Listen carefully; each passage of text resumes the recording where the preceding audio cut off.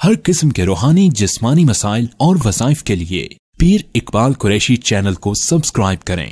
اما بعد فاعوذ باللہ من الشیطان الرجیم بسم اللہ الرحمن الرحیم وَكَذَلِكَ أَنزَلْنَاهُ حُكْمًا عَرَبِيًّا وَلَئِنِ اتَّبَعْتَ أَهْوَاءَهُمْ بَعْدَمَا جَاءَكَ مِنَ الْعِلْمِ مَا لَكَ مِنَ اللَّهِ مِنْ وَلِيٍّ وَلَا وَاقٍ صدق اللہ العظیم۔ اس آیت کریمہ کے اندر اللہ رب العزت نے نفسانی خواہشات کی اتباع کرنے والوں کی سختی سے تردید فرمائی ہے۔ نبی صلی اللہ علیہ وسلم سے فرمایا کہ آپ ان کو بتلائیں کہ اگر ان کی من پسند باتوں پر آپ بھی چلنا شروع کر دیں گے تو اللہ کی مدد ہٹ جائے گی۔ علماء نے لکھا ہے کہ اگر کوئی آدمی نفسانی خواہشات کے اندر حد درجے مبتلا ہو جائے اور شیطان اسے بہکا دے، گمراہ کر دے، وہ بھٹک جائے، یہاں تک کہ اسلام کو بھی چھوڑ دے، قرآن کو بھی چھوڑ دے، دین کو بھی چھوڑ دے، شریعت کو بھی چھوڑ دے اور اپنے عقیدے اور اپنے بڑوں کے طریقوں سے ہٹ کے گمراہی کی طرف چلا جائے تو یہ آیت کریمہ اس کے لیے بہت ہی شفا کا ذریعہ ہے۔ اب یہ کس طرح ہے کہ جو آدمی بھٹک گیا ہے، گمراہ ہو گیا ہے، بالکل گمراہی کی دہلیز پہ چلا گیا ہے،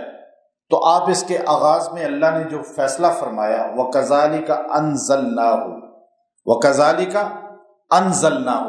اسی طرح ہم نے اس کو نازل کیا۔ قرآن کے متعلق اللہ فرماتے ہیں وَكَذَلِكَ أَنزَلْنَاهُ حُكْمًا عَرَبِيًّا، کہ ہم نے اس کو حکم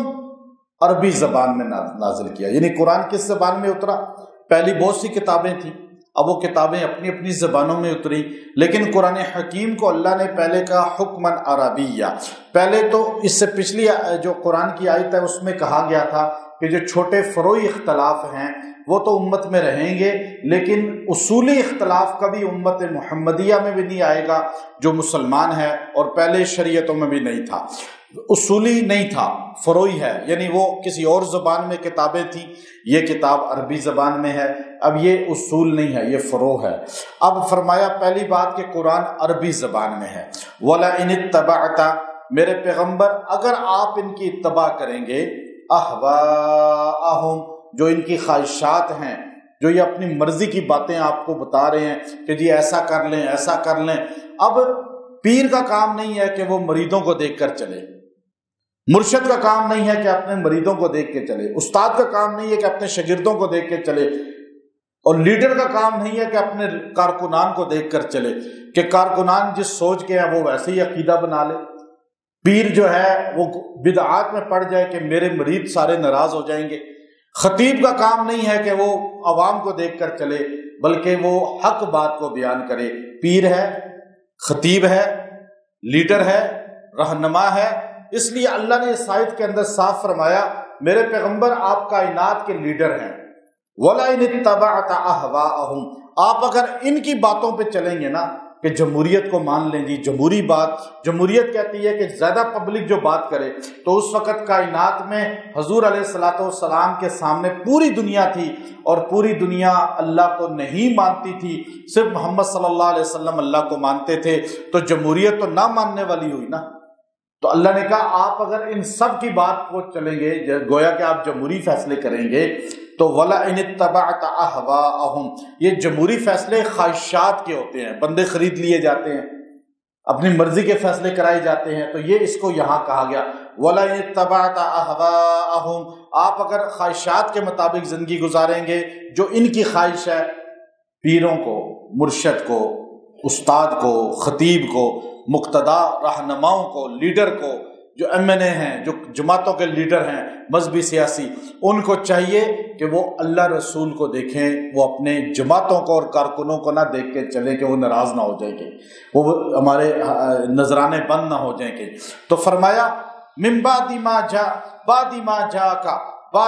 جاءک من العلم، اس کے بعد کہ آپ کے پاس علم آ گیا، صحیح چیز آ گئی، اور آپ کے پاس قرآن موجود ہے، شریعت موجود ہے، میرے پیغمبر، کس کو کہا جا رہا ہے یہ جملہ؟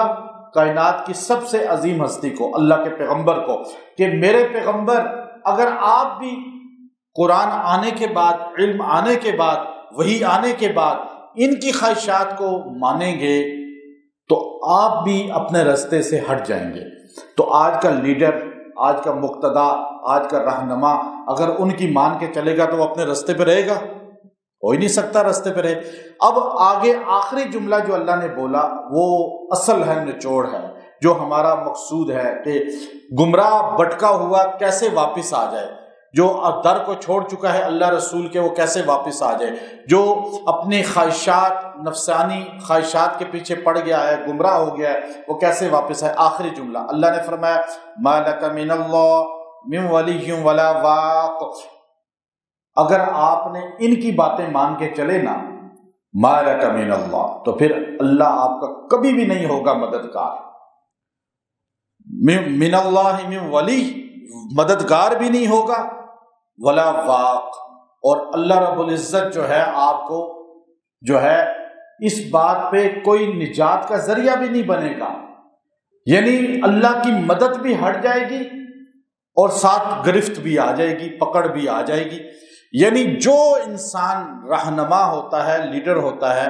اور وہ گمراہی میں پڑ گیا، جو مقتدا ہے، جو بڑے ہیں وہ ٹھیک نہیں ہوں گے تو چھوٹے کبھی ٹھیک نہیں ہوتے۔ تو اس لیے جو آدمی خواہشات میں نفسانی بٹک چکا ہے، گمراہ ہو چکا ہے، یا آپ کا لیڈر کوئی گمراہ ہو چکا ہے، یا آپ کا کوئی رہنما گمراہ ہو چکا ہے، وہ اپنے کاج سے، مشن سے ہٹ گیا ہے، یا کوئی آدمی قرآن و سنت کو چھوڑ کے خرافات، رسومات، بدعات، لغویات میں پڑ گیا ہے، تو آپ اس کے لیے یہ آخری جملہ آیت نمبر جو ہے 37 ہے سورہ الرعد کی، ما لک من اللہ من ولی ولا واق، ما لک من اللہ من ولی ولا واق۔ اس کو 41 بار پڑھ کے دعا کریں، اللہ تبارک و تعالی اس کو 11 دن یہ عمل کر لیں، انشاءاللہ اللہ اس کو راہ راست پہ بھی لائے گا، گمراہی سے ہی بچائے گا۔ اور آپ کسی غائب کے لیے، جو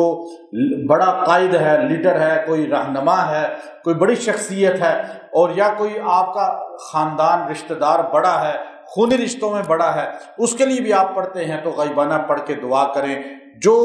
شریعت سے، دین سے، صحیح رستے سے بٹک چکا ہو اس کے لیے یوں پڑھ کے دعا کریں، اللہ اسے واپس لائے گا۔ ما لک من اللہ من ولی ولا واق، وآخر دعوانا ان الحمد للہ رب العالمین۔